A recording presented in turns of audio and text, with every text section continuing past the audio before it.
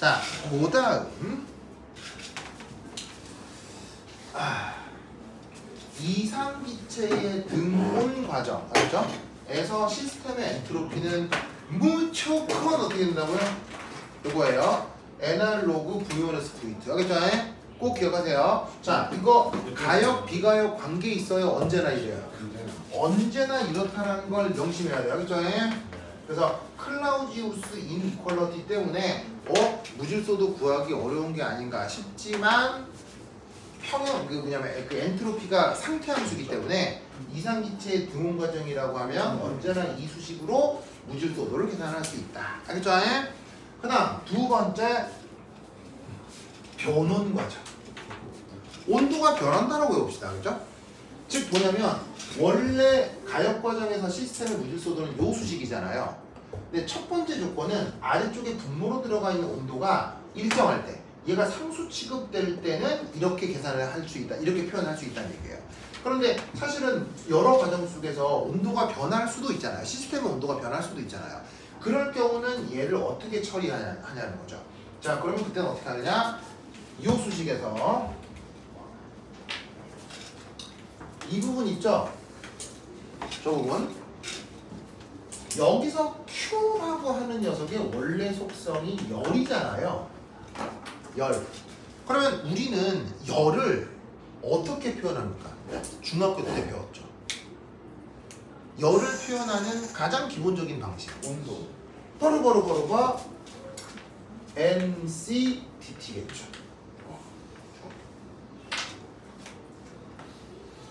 자, N이 뭐예요? 물질량이고요. C가 뭐예요? 비열이죠. DT가 뭐예요? 열량 변화예요. 아니, 온도 변화예요. 그래서 우리는 Q는 CM 델타 T 이런 수식 본 적 있죠? 바로 뭐예요? 비열이죠? 질량이죠? 온도 변화죠. 그래서 열량을 표현하는 가장 편리한 방법, 온도가 변한다라고 하면 거기에다가 비열을 곱하고 물질량을 곱하고. 됐습니까? 그걸 그대로 여기에다 적용을 시킨 거예요. 됐죠? 그러면 이 상황에서 온도가 변한다라고 하면 이걸 양변 적분해주면 되는 거예요.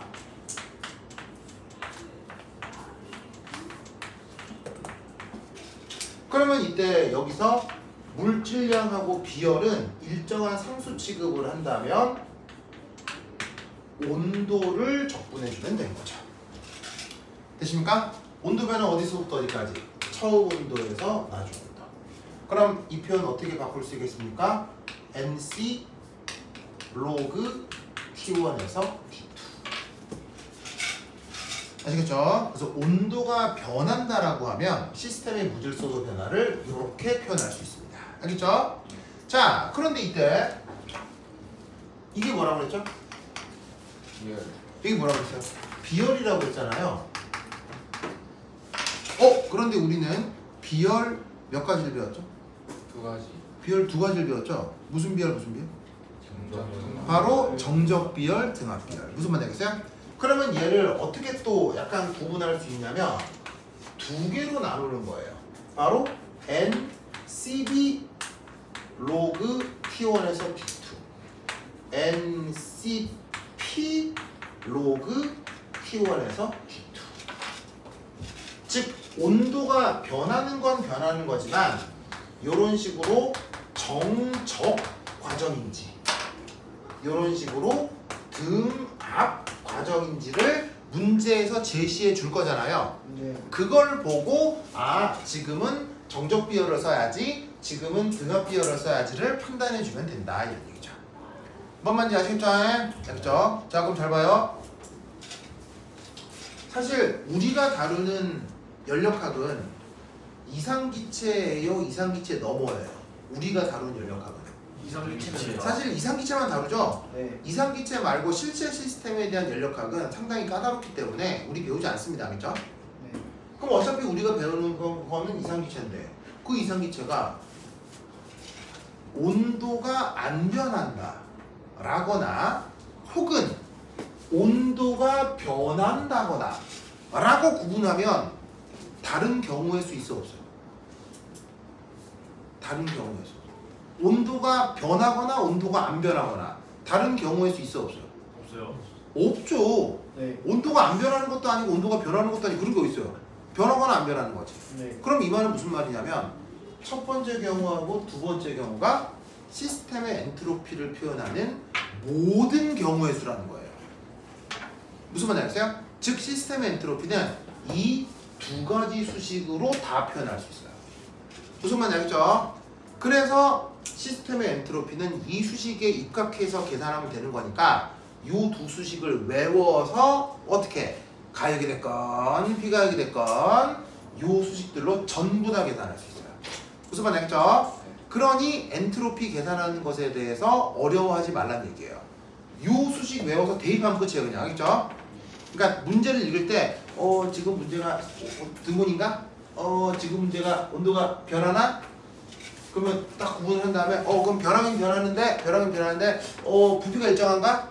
지금 얘기하는 게 압력이 일정한가? 그걸 구분해서 적절히 골라가지고는 문제에서 제시한 데이터를 넣고 그냥 대입해서 계산하면 끝인 거예요.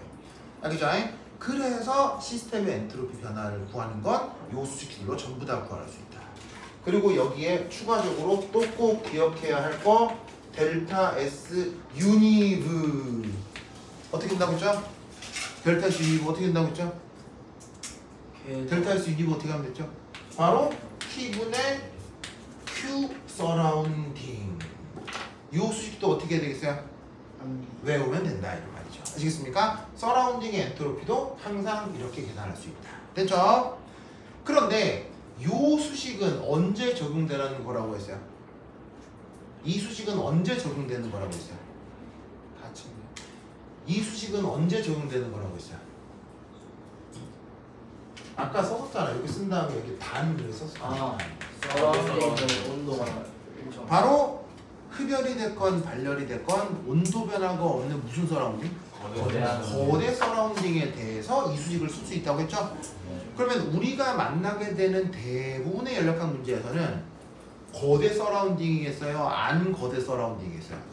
우리가 만나는 대부분의 문제, 98%의 문제는 다 거대 서라운딩이라고요. 그러니까 이 수식도 외워서 그냥 서라운딩의 엔트로피를 구하라 하면 이걸 이렇게 계산하면 끝이라고. 그러니까 엔트로피 계산하는 것을 어려워할 필요 없이 나와 있는 수식들을 외워서 대입하면 끝이다. 알겠죠? 네. 이제 혹여나 천회하나 만회하나 이런 게 나올 수도 있긴 합니다만 1, 2, 세 번째 서라운딩의 크기가 작아서 온도 변화가 나타난다면 어떻게 하면 될까요?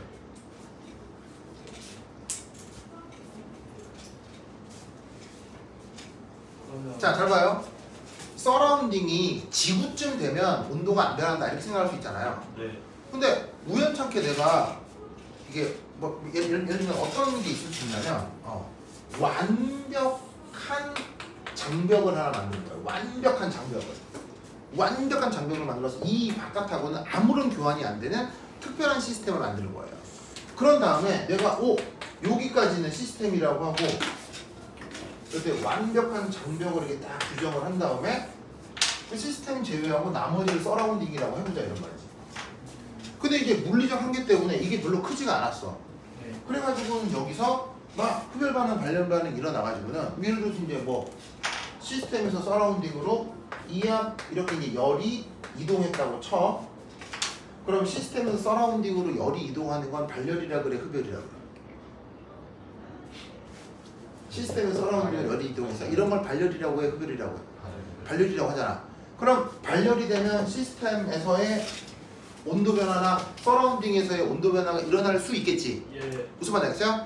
그래서 어떻게 되느냐? 여기 있는 서라운딩이 그 발열한 열을 받아들여서 어이쿠 서라운딩인데 온도가 증가한 거야.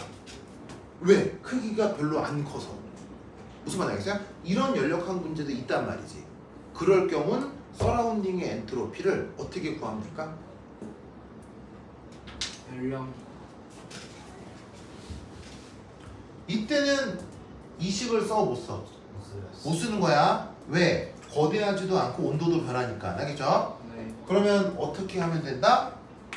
이런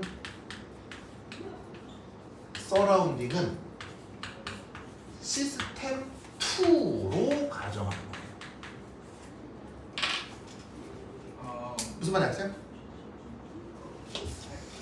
이게 시스템 1이고 이 서라운딩이 이 경우 시스템 2다라고 생각하면 되는 거예요. 뭔 말이냐면 시스템 2인 서라운딩에 대해서도 이 수식을 적용하면 된다는 거예요. 서라운딩도 온도가 변하잖아요. 그럴 경우는 이 서라운딩도 내가 관심을 갖는 두 번째 시스템이라고 생각을 하면 그냥 이 수식을 적용하면 되는 거예요. 뭔 말이야? 온도 변하잖아요. 온도 변하면 그냥 이 수식으로 아 얘도 그냥 또 다른 시스템이다 라고 생각하고 여기서 엔트로피 따로 또 계산하면 되는 거예요. 뭔 뜻인지 아시겠죠? 이해하셨어요? 그러면 이 경우는 진짜 서라운딩이 어디겠어요? 이 경우는 진짜 서라운딩 여기겠죠. 이 장벽 너머에 있는 거. 근데 이 장벽 넘어서는 이 장벽으로 완전 밀폐가 되니까 이 장벽 너머의 서라운딩은 굳이 열량 계산하면 뭐가 되겠어요? 여기서 찌르고 뽑고 벌어져도 완벽한 장벽이다. 그러면 이걸 넘어선 장벽 바깥에서는 무슨 변화가 일어나겠어요? 아무런 변화가 없겠죠. 아무런 변화가 없으니까 서라운딩도 엔트로피 변화 어떻게 되겠어요? 아무런 변화가 없겠죠. 그러면 이 경우 서라운딩의 엔트로피 변화, 진짜 서라운딩의 변화 엔트로피 0. 그리고 이때 시스템의 엔트로피 변화 따로 구하고 시스템 2 엔트로피 변화 따로 구해서 다 더하는 게 전 우주의 엔트로피 변화가 되겠지. 무슨 뜻인지 아시겠죠? 네. 그래서 서라운딩이라고 말장난을 해놓은 게 딱 보니 규모도 작고 온도도 변한다 라고 판단이 되면 그 경우는 그 서라운딩도 시스템이 되는 거야. 무슨 말 알겠죠? 그렇게 접근을 해주면 된다. 해서 여기 기절하려고. 네. 여기 기절하려고. 아직 안 아, 아직 기절 안 했어요? 오케이, 됐다. 그래서 이 논리 구조를 보고 기억해 두시기 바랍니다.